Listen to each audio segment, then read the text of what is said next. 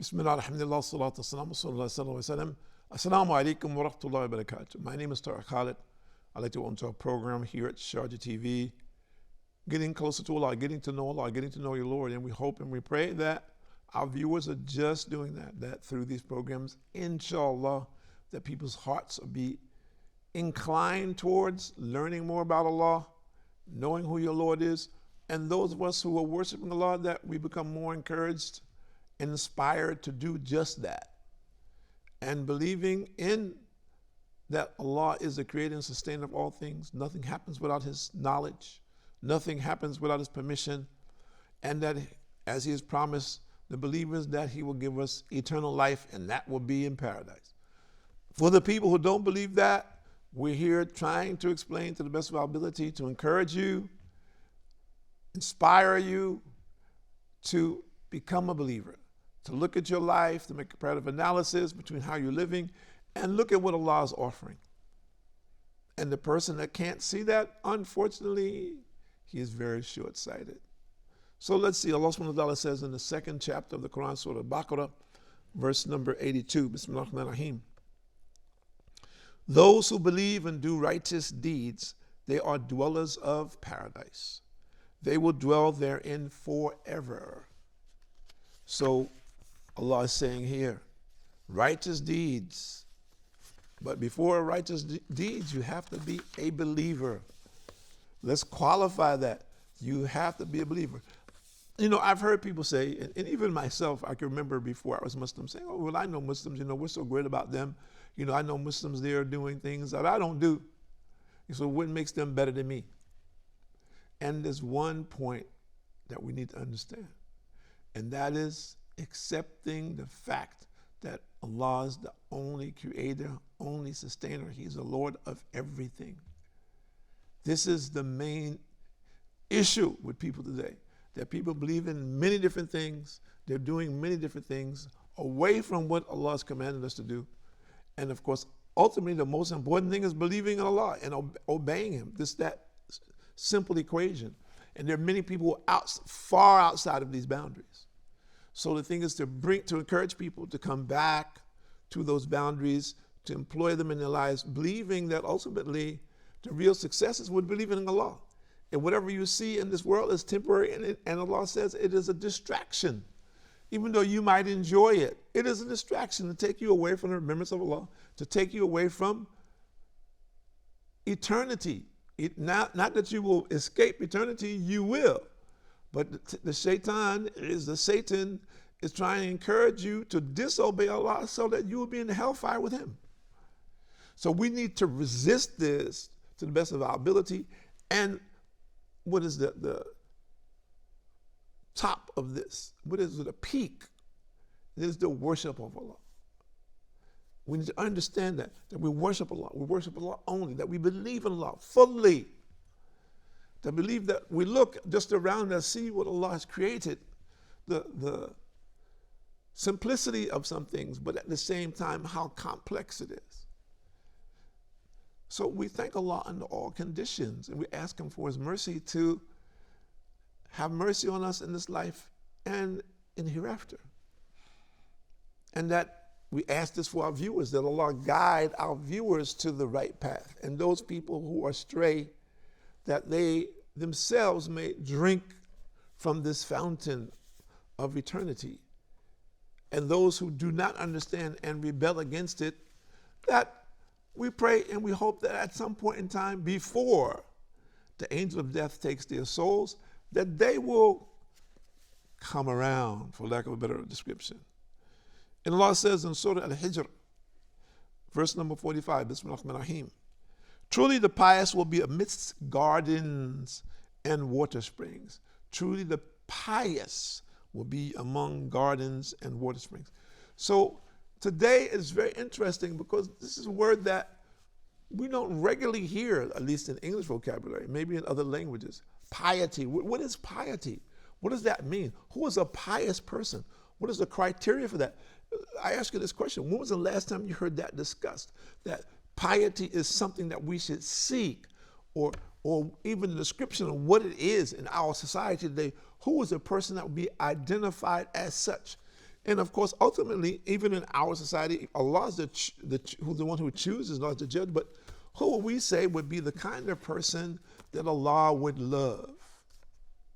And we would choose as being a pious person among us. Have we ever thought about this? Have we ever really discussed it? And more importantly, have we embraced it? Have we made a decision that I need to be like this? I need to take these steps. Maybe I won't reach it, but I have the intention and I'm motivated to pursue it and to try to do the best that I can to reach the maximum of my abilities to please Allah. So this is ultimately what we're striving for. We want Allah to be pleased with us under all conditions. We want to be pleased with Allah, and we want Allah to be pleased with us and to forgive us and have mercy on us when we fall short. So the person out there who says, well, I don't believe, you without a life. Oh, my life, I'm very great. I have a very busy life and I'm well known. I said, you don't have a life. If you don't know your Lord, if you don't know how to worship your Lord, if you're not striving to obey him, then you don't have a life. You just have a physical existence, which is no different than an animal or a plant. People say, well, I don't like what you're saying, mister. That is your opinion. I said, well, then test it. Then why is it that so many people who have what we call the life are unhappy? Why are so many of those people suicidal? Why have so many of them actually committed suicide if their life is so great? Why is that? Or they end up in a horrible situation. You see, at some point in time, they're living great, and then all of a sudden, at some point in time, their life turns. And what happens? They have no recourse. Example, and we know that this happened historically. A man loses all his wealth for whatever the reason might be. His company's closed, business goes down, he loses all his wealth. And then what does he say? He decides, well, I'm going to blow my brains out, take some pills, or jump off a building. And of course, we've seen this happen. So that man, think about it, or woman, whatever they did have, how did it benefit them?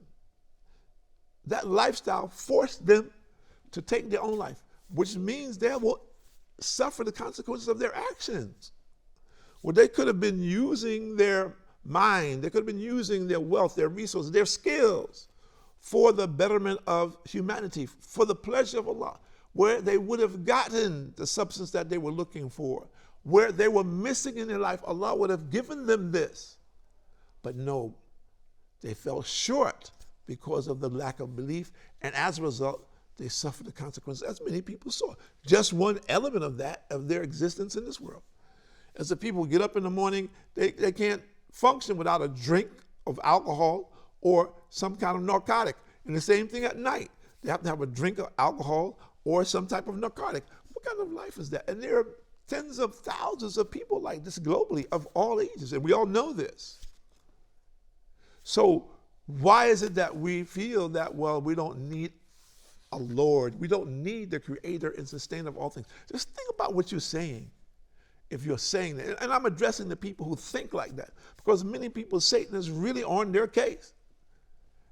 So you think like that, well, I don't really need this, I'm enjoying my life, and okay, fine. Bang, you have a car accident. You wind up in intensive care. What will you do then? How many people this happens to on a regular basis? All of us basically probably know someone that something similar happened to them.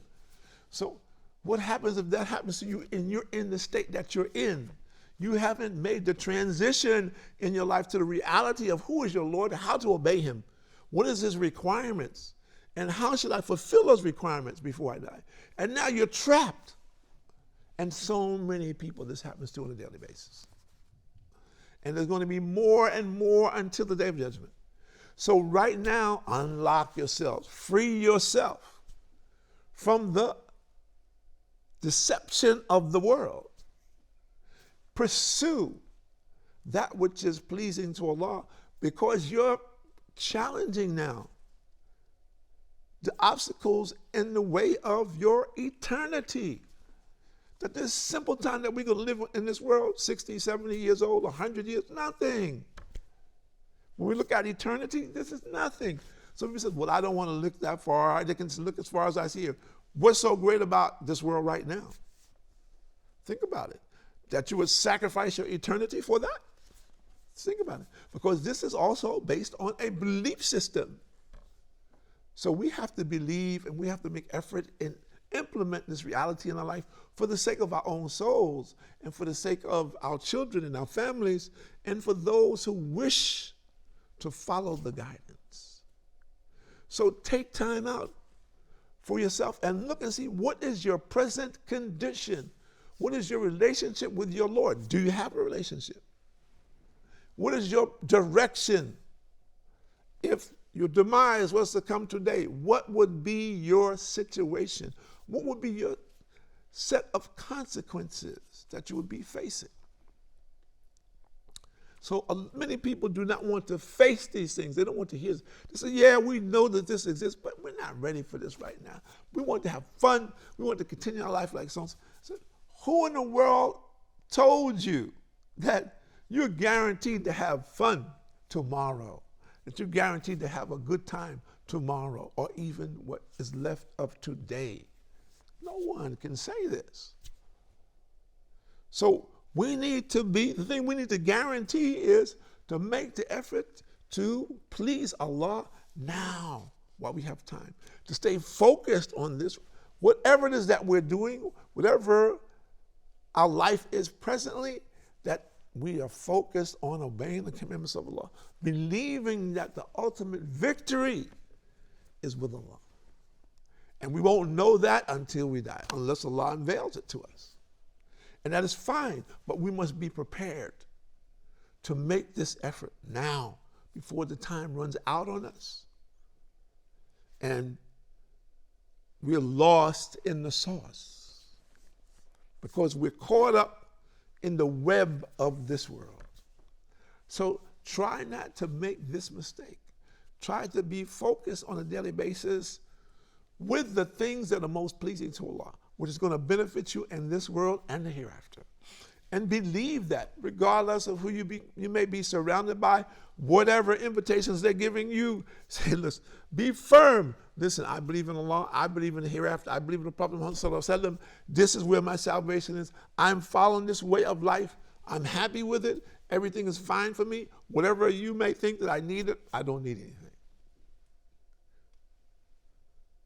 I need for you to come to Islam for the sake of your own soul. That's what I need. That's what I want. That's what I'm looking for. But as far as I'm concerned, I'm fine. My life is fine.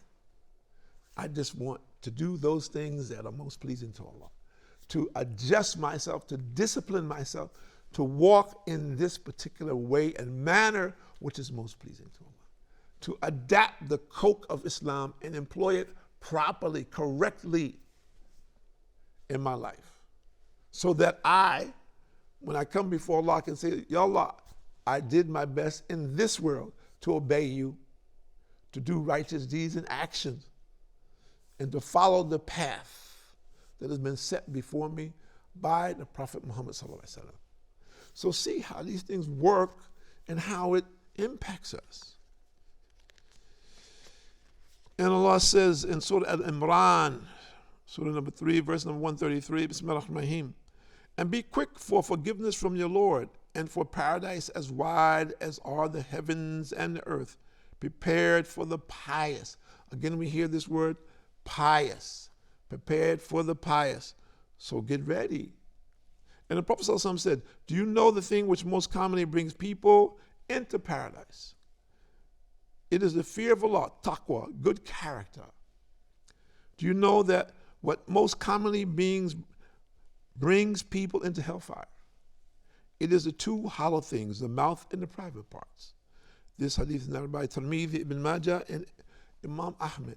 So if we try to control the tongue and the private parts, that this, inshallah, will be steps on the path to paradise. As there is so much confusion and sin committed by the intentions of both. So for those of us who are presenters, it's something we have to always be reminded of, because we're talking all the time. It is easy to lose focus on what it is that you're talking about in comprehending and understanding what you're saying and employing it in your own life. So this becomes a challenge for us to do what you say, to implement in your life on a daily basis. You're encouraging people to do, but the question you have to ask yourself, what are you doing? What is your present condition? Are you happy with your condition? Is Allah happy with your condition? Is your condition that which is most pleasing to Allah for the people who He's talking about? He will receive the reward in the hereafter in this world. So we have to ask ourselves these kinds of questions. What am I doing on a daily basis to get closer to Allah subhanahu wa ta'ala? Is it important for me? Is it valuable? If it is valuable, then where is its priority in my life? And am I willing and ready to establish the worship of Allah as a priority for me in this world? So we have parameters to work from, dear viewers. The thing is to work. We need to make some effort for the sake of our own souls and for the benefit of society. The society will understand clearly what is Islam and what Islam is not, so they can make decisions for themselves. And they can ask Allah to help them be guided, because there's so much falsehood out here being spread about Islam. Someone told me yesterday that they heard a person says, I hate those Muslims because, they're the kind of people that cut off people's hands for stealing and eat their fingers. What he said, this is absurd. There's no such thing. But just imagine that there are people who believe these kind of things that have been propagated by certain people for whatever their reasons may be. So we're saying to you, dear viewers, don't be among those people who are in confusion about what Islam is and what Islam is not. Be clear and part and parcel of our responsibility is to provide clarity for the sake of your own soul. So we thank you for joining us, and we look forward to seeing you on future programs at Sharjah TV. My name is Tahir. Khalid. Assalamu alaikum wa rahmatullahi wa barakatuh.